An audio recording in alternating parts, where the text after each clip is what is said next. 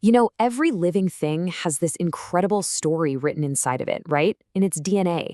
But how do we actually read it?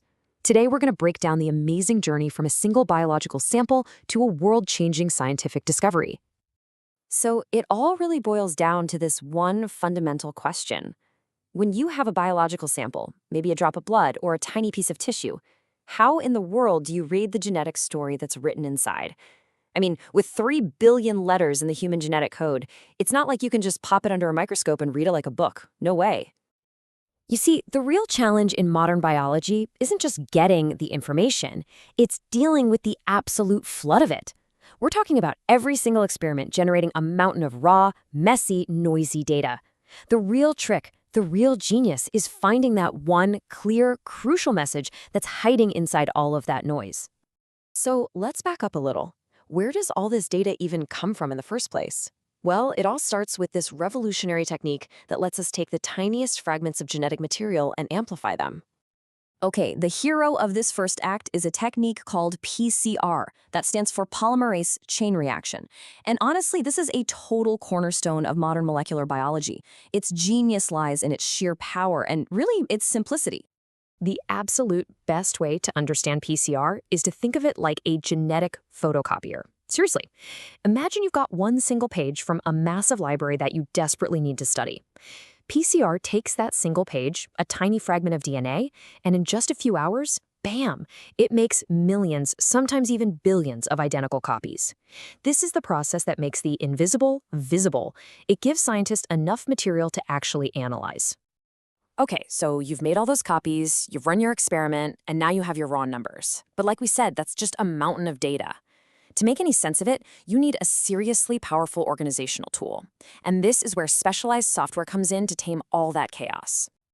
So how do you actually wrangle all that data? Well, use specialized software, the kind of stuff you'll find in labs all over the world. These tools let scientists create what they call a gene study, and you can think of that as like a digital hub that lets them pull together all the raw data from one experiment, or even a bunch of different ones, into a single, manageable project. In practice, it's a pretty focused 3-step process. First, scientists create that gene study. It's kind of like the main digital case file for the entire investigation. Next, they add the raw data files, literally just importing the results straight from the lab machine that ran the PCR. And finally, they launch the analysis tools. This is where you tell the software, okay, this is exactly what I'm looking for. Go find it. And this is where the magic really happens. With everything all organized and in its place, the software can finally do its thing, transforming that confusing mess of numbers into something clear, visual, and actually meaningful. Just think about this transformation for a second.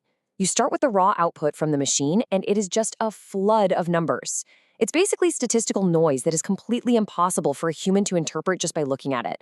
But after the software does its job, you get these clean graphics, you get precise, accurate results, and this is the most important part. You get actionable insights.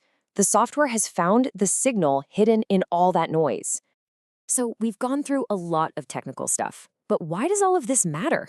Because this whole process we just walked through, well, that's the engine that drives modern scientific and medical discovery. Seriously.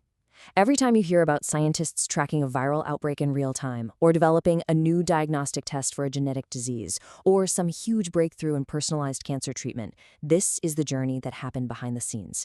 It's a path that goes from a physical sample through that mountain of data to a clear discovery, and it's all made possible by these incredible digital tools. The thing is, our ability to translate the language of life is getting better and faster every single day.